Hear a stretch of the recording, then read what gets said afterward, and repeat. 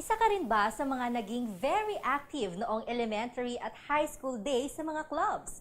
Mapa Math Club, Makabayan Club, Chess Club, lahat gusto nating salihan. Pero isa nga sa pinakamabenta ang Science Club. At ngayong taon, muling kinilala ng Philippine Society of Youth Science Clubs o PSYSC ang mga nagagalingang science clubs sa buong bansa. Mapa-elementarya o sekundarya upang hiranging outstanding science club sa buong Pilipinas. Lahat lang yan dito lamang sa DOSTv, Science for the People.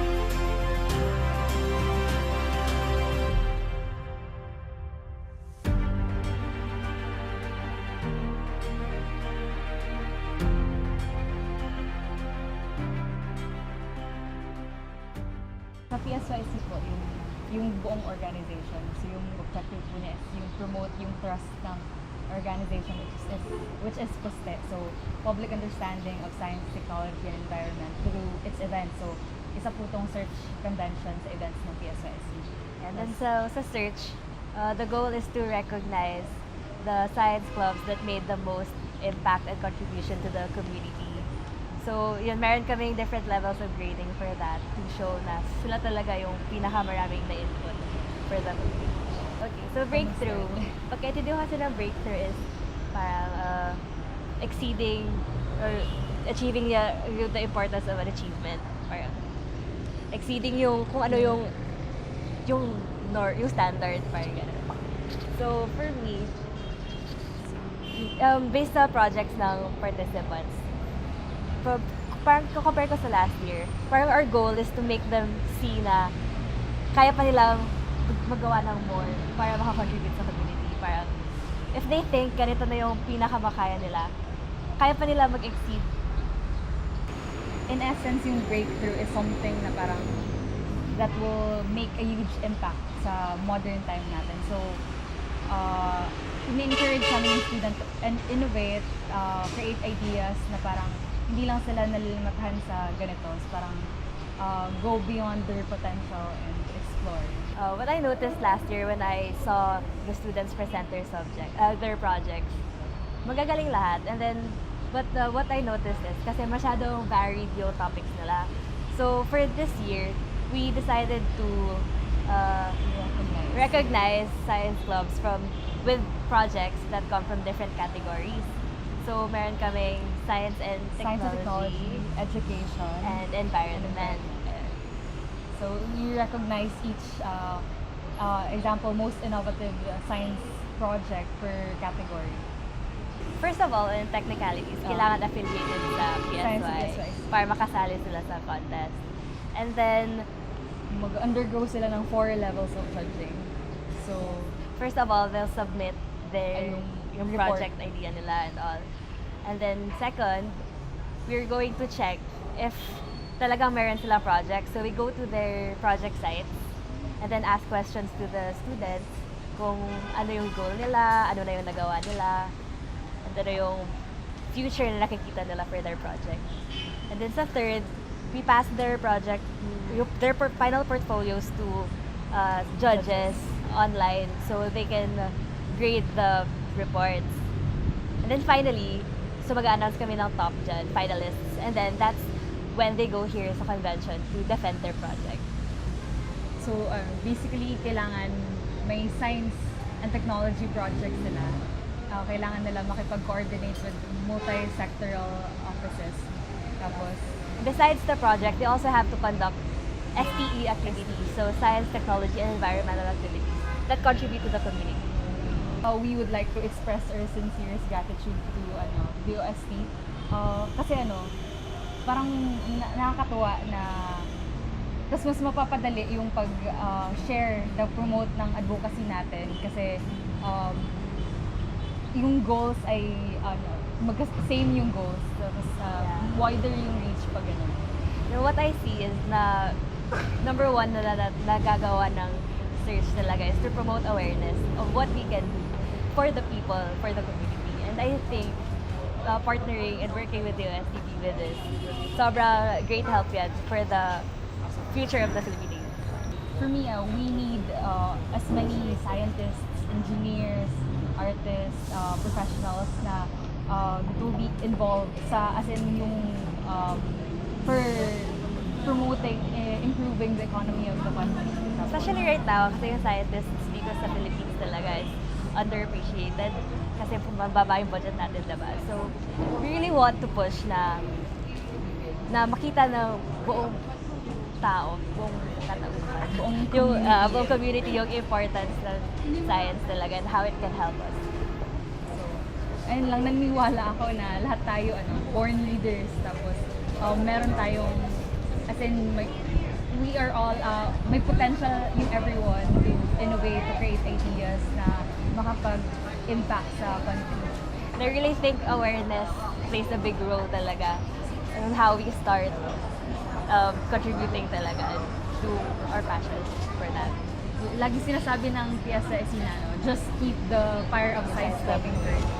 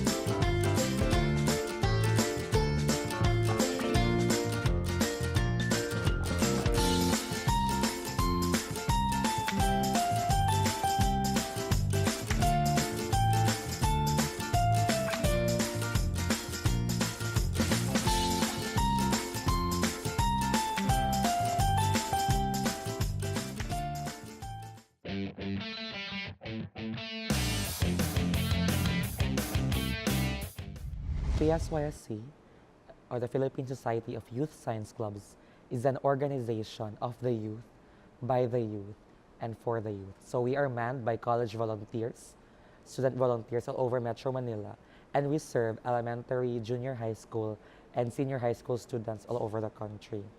So PSYSC's role sa mga kabataan sa panahon ngayon is kami yung nag-i-inspire, nag-i-empower, and nag-mobilize ng youth na mas maging proactive sa contribution nila sa Filipino society through science, technology, and environment. So, what we want to do is, gusto namin sila i-empower na may ambag sila, may serbisyo sila para sa Pilipinas. Kasi, in the end, yung youth yung mag-i-inherit ng country natin. Siguro Filipino youth yung pinag-e-effortan or focus ng efforts ng PSYSC kasi doon kami pinaka nakakita ng potential sa Filipino youth. when we see so much potential in the future generation, we invest in it. And that's what we've been doing for the past 47 years. PSYC has a lot of events actually. We have actually six main national events, and we have little events then. So yung main, different kasi sila ng goals ang per event.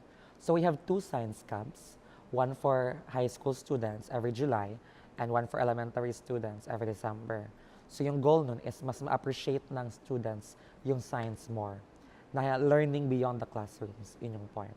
Yung second namin event is the leadership training seminar. It's a national leadership training seminar for high school students. And yung goal naman nun is to develop the future leaders of our generation. Yung pang-apat na event is a STEM Expo 2018. Yung goal naman nun is to foster a culture of innovation and research among the youth. Especially nowadays natin na mas proactive na tayo sa science. Gusto natin na nagde-develop din ng innovations para sa Filipino society din. And yung last, yung Search for the Most Outstanding Science Club. Ito yung event ng PSYC na nag-focus sa socio-civic na part.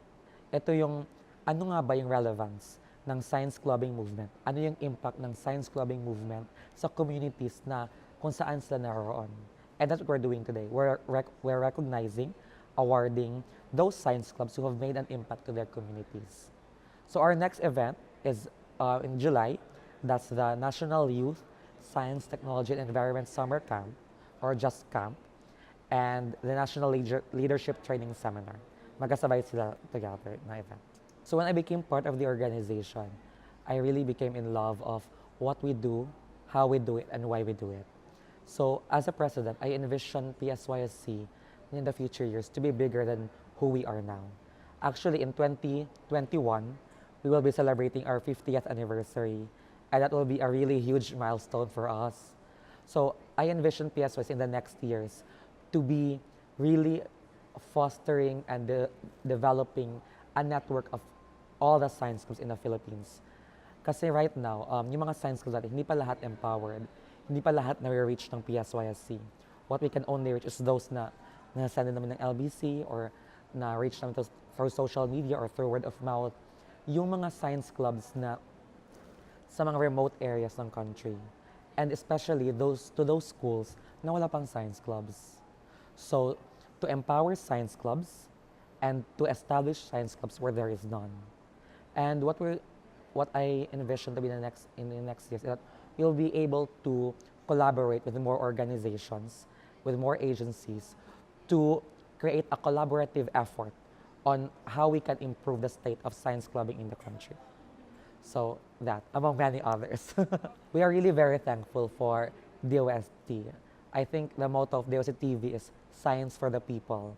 And we really believe in that too. So that's why we work hand in hand together kasi talagang there is a match sa gusto nating mangyari, gusto nating ma-achieve sa Pilipinas.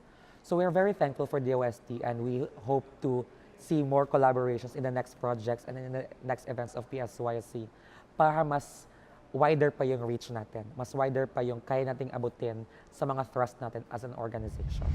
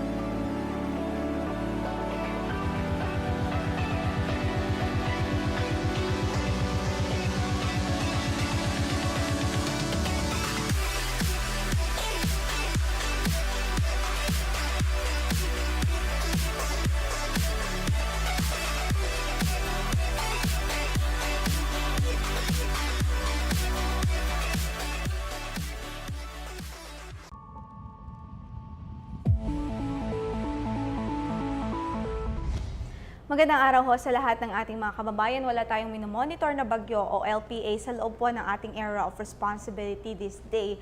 At patuloy na inaasahan pa rin natin ang mainit at maalinsangang panahon dahil ho yan sa easterlies na siya pong umiiral sa malaking bahagi ng ating bansa. Habang ridge naman ng isang high pressure area ang umiiral ho doon sa northern Luzon o sa hilagang Luzon. Kaya inaasahan po natin para sa pagtayo ng ating panahon ang maaliwalas o generally fair weather na weather condition maliban na lamang sa mga localized o mga pulo-pulong mga pagulan o pagkidlat, pagkulog, lalong-lalo na po pagdating ng hapon at gabi. At para naman sa pagtayo ng ating temperatura dito sa Kamaynilaan, pwede pa rin umabot hanggang sa 35 degrees Celsius ang ating maximum temperature for today, habang 38 degrees Celsius ho sa Tuguegarao City, 33 degrees Celsius sa Puerto Princesa City, 31 degrees Celsius over Tagaytay City, habang 27 degrees Celsius ho sa Baguio City. Sa Kabisayaan naman, sa Metro Cebu, pwede pong umabot hanggang sa 32 degrees Celsius ang ating maximum temperature sa araw na ito. Gayon din ho sa Iloilo City, habang 31 degrees Celsius sa Tacloban City. At doon po sa Mindanao ay 34 degrees Celsius pa rin ang inaasahan natin sa Davao, 32 degrees Celsius sa Cagayan de Oro, habang 34 degrees Celsius doon po sa Zamboanga City. Inuulit ko po, maaliwalas na panahon ang inaasahan natin sa buong Kapuluan at wala tayong weather disturbance na minomonitor sa araw na ito sa loob po ng ating area of responsibility. Wala ring nakataas na gale warning sa anumang bahagi ho ng ating mga baybaying dagat sa araw na ito, kaya inaalaw naman ng Coast Guard na pumalaot maging yung mga maliliit na sasakyang pandagat. At para sa ating top 3 highest temperature, para din po ito sa information sa ating mga kababayan, ang kahapon ho ang naitalang temperatura o maximum temperature doon sa Tuguegarao City ay 39.0 degrees Celsius. Yun po yung may pinakamainit na temperatura sa buong Kapuluan. Habang sumunod po dyan ang Cabanatuan City having 37.6 degrees Celsius na maximum temperature at 37 degrees Celsius naman po sa Dagupan at sa San Jose Occidental Mindoro. Samantala, ang ating top 3 highest heat index sa mga nabanggit ko pong lugar. Sa Cabanatuan naman, umabot hanggang sa 46.3 degrees Celsius ang ating heat index. Para lamang po sa ating kaalaman, yung heat index, ito po yung init factor. Ito po yung talagang temperatura na ina-expect po nating mape-perceive ng human body combined the effect of relative humidity o yung humidity kapag kinombine po natin yan at kinompute po natin yan kasama ang maximum temperature na naiitala sa isang lugar.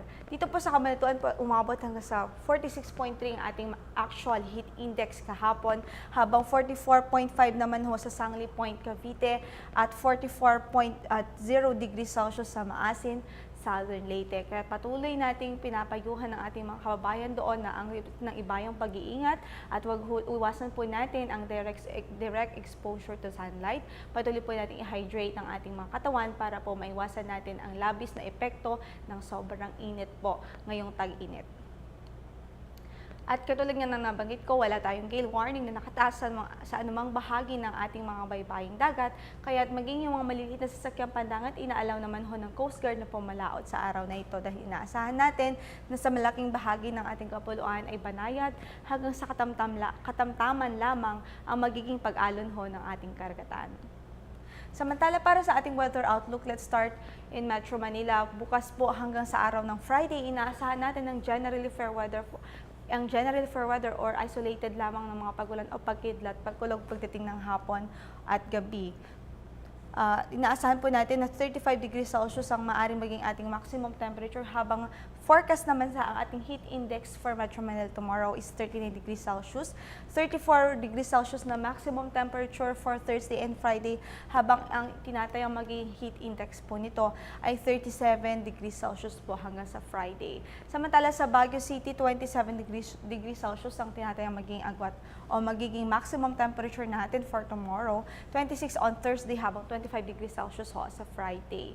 Sa Legazpi City naman, 33 degrees Celsius na maximum temperature sa araw ng bukas, 32 degrees Celsius naman po sa araw ng Thursday and Friday. Habang sa weather condition niya, inaasahan pa rin ang bahagyang maulap hanggang sa maulap na kalangitan na may mga pulo-pulong mga pagulan o pagkidlat, pagkulog.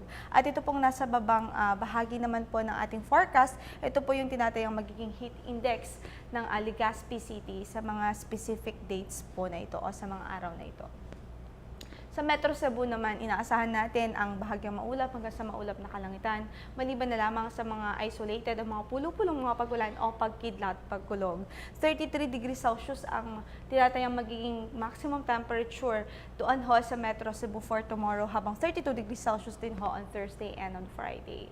Habang sa Davao City naman, wala rin tayong weather disturbance na inaasahan at least in the next 3 days na makakaapekto at makakapagdulot ng malalakas na pagbuhos ng ulan, kaya inaasahan natin ang bahagyang maulap lamang hanggang sa maulap na kalangitan, maliban na lamang sa mga localized na mga thunderstorms. 35 degrees Celsius ang maaaring maging maximum temperature for Davao for tomorrow, habang 34 degrees Celsius naman po on Thursday and on Friday.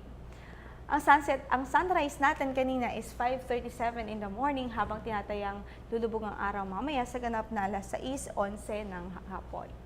Ito po si Lori Din de la Cruz mula dito sa Pag-asa. Magandang araw ho. DOSTv would like to thank Filipino Creazione de Mano Incorporated. Visit their showroom at ground floor lobby, PSM BFI Building, 318 Santolan Road, West Crames, San Juan City. Sinev, the world's leading source of reliable and authoritative news, views, and analysis on information about science and technology for global development. Visit their website at www.sinev.net. Dahil sa kabataang aktibo sa paaralan, hindi na tayo mangangamba pa para sa ating kinabukasan. Salamat sa pagsama sa amin ngayong araw dito sa programang Siyensya at Teknolohiya ang laging sentro ng talakayan. Ako po si Jel Miranda at ito po ang DOSTv, Science for the People.